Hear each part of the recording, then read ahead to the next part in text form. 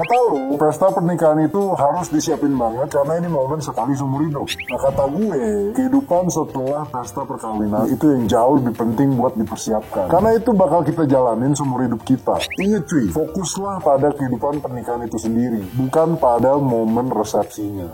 Gokil, tajam gak tuh cuy? Paling demen nih gue kalau bahas ini. Gas yuk, bareng gue Mr. Cuan, inilah kata lo. Lo punya temen atau saudara atau bahkan lo sendiri yang billing utang buat ngadain pesta pernikahan. Pasti alibinya pesta nikah ini sekali seumur hidup. Nih gue tampil pakai data. Bayangin aja, rata-rata biaya perkawinan di Indonesia mencapai 191 juta. Sedangkan pendapatan per kapita kita pada 2022 itu cuma 71 juta rupiah. Jauh banget kan cuy?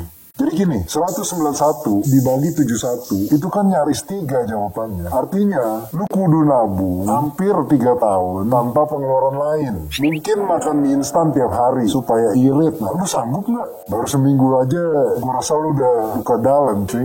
Menurut lo, sayang nggak sih uang sebanyak itu digelontorin cuman buat pesta pernikahan? Sayang nggak sayang itu relatif sih menurut gua. Tergantung kemampuan finansial sendiri-sendiri. Lagi-lagi kalau lo anak konglomerat terus punya gaji gede, ya bisa aja lo jadi slow. Nah soal penting nggak penting, gue coba bahas deh di video ini, yaitu soal keuangan after married bareng pasangan hidup lo, bareng anak lo, dan juga kebutuhan hidup yang pastinya akan jadi beda dibandingin satu lajang.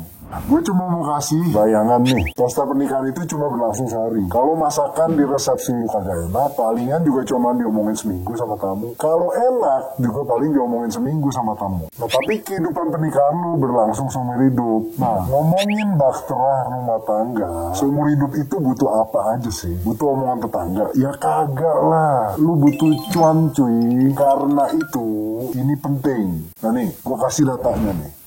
Ekonomi alias cuan menjadi faktor utama kedua penyebab perceraian nasional sepanjang tahun lalu. Jumlahnya mencapai lebih dari 110.000 kasus dari total kasus perceraian di tanah air. Nomor satunya adalah pertengkaran dan perselisihan. Gue yakin banget alasan dari pertengkaran dan perselisihan itu salah satunya adalah ekonomi juga. Nah kondisi kayak gini biasanya nggak pernah diomongin saat lo lagi pacaran. Kalau ngedate siapa nih yang mau bayar? Bagi dua atau bayar sendiri-sendiri? Staycation di tempat estetik, atau jangan-jangan sering ngutang buat ngedate.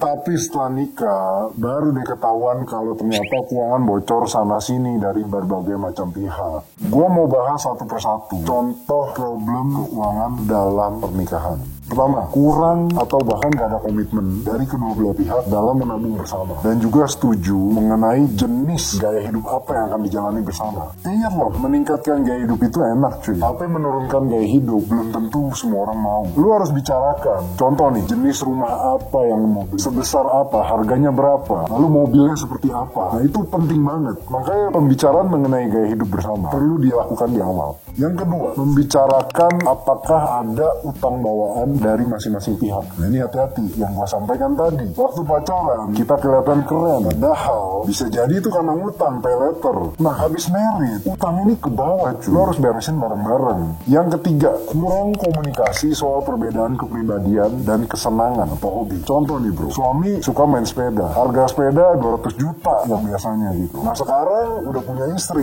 perlu belanja. Nah kayak gini-gini mesti diomongin. Mungkin sepeda bisa tetap beli, tapi kenapa harus 200 juta? Yang keempat, adanya sindrom kekuatan. Itu memperbandingkan penghasilan satu sama lain. Entah si suami atau si istri, biasanya penghasilannya lebih tinggi dibandingin yang lainnya. Nah ini kenapa sih harus menjadi masalah? Banyak loh yang menjadi masalah mengenai ini. Membiayai keluarga besar. Nah ini penting banget. Gue tahu perkawinan di Indonesia adalah perkawinan bukan cuma antara dua orang, tetapi dua keluarga juga menjadi satu. Gue tahu masing-masing punya tanggung jawab untuk merawat keluarganya juga. Kita bicara nih manusia pada umumnya. Nah makanya pembicaraan ini budgeting. Harus berapa yang akan diberikan kepada keluarga masing-masing. Itu harus dibicarakan secara terang dan jelas. Nah sekarang gue mau bicara soal solusi. Gue tahu gak semua solusi ini applicable untuk semua orang, tapi at least coba didengarkan. please banget, komit untuk buka rekening bersama. Sama-sama berkomitmen berapa jumlah yang akan ditabung ke rekening tersebut dari masing-masing pihak. Yang kedua, komunikasikan gaya hidup dan perbedaan kepribadian. Tadi gue udah contohin. Mungkin si suami hobi sepeda. Ya, bersepeda itu sehat. Tetapi yang mengalah lah. Tidak perlu membeli sepeda yang harganya 200 juta. Bisa beli sepeda yang biasa aja. Dan si istri mungkin ingin pakai perhiasan dan segala macam. Oke, kecantikan, looking good is also good. Tapi please, kompromi saja untuk kepentingan bersama. Yang ketiga, jangan jadikan perbedaan penghasilan sebagai sebuah masalah. Kita semua tahu, semua orang punya talenta sendiri-sendiri. Karir, perjalanan hidup sendiri-sendiri. Nggak ada bedanya sama suami istri. Jadi please, jangan juga menjadikan ini adalah masalah. Lalu pointing fingers, gaji lo lebih gede daripada gua, gaji gua lebih kecil, dan sebagainya. Please, hindarkan itu. Yang keempat, jangan berselingkuh keuangan. Gue paham lah, kita semua mau jajan, mau fleksibel. Ya, kalau jajannya 100-200 ribuan, tanpa harus ribet, ya udah nggak apa-apa, boleh. Tapi kalau belanja dalam jumlah besar, nah, gua rasa penting banget nih buat kita dapat sertifikat SNI. Sudah nanya istri. Nah, sekarang gini, gue sepakat tiap keluarga pasti punya cara untuk membicarakan keuangannya sendiri-sendiri. Yang penting adalah terbuka dari awal dan tidak ada yang ditutup-tutupin atau bahkan saling berkhianat. Itu kata gue. Kalau kata lu gimana? Lu bisa aja sependapat sama gue atau enggak. It's okay, no problem. Yang bakal jadi soal tuh kalau lu nggak nonton video-video gue. Nah, gimana cara nontonnya? Langsung aja lu subscribe YouTube Kata Data Indonesia, Instagram gue dan TikTok gue di @thereal_Mr. Chuan. Gue, Mr. Chuan, ciao.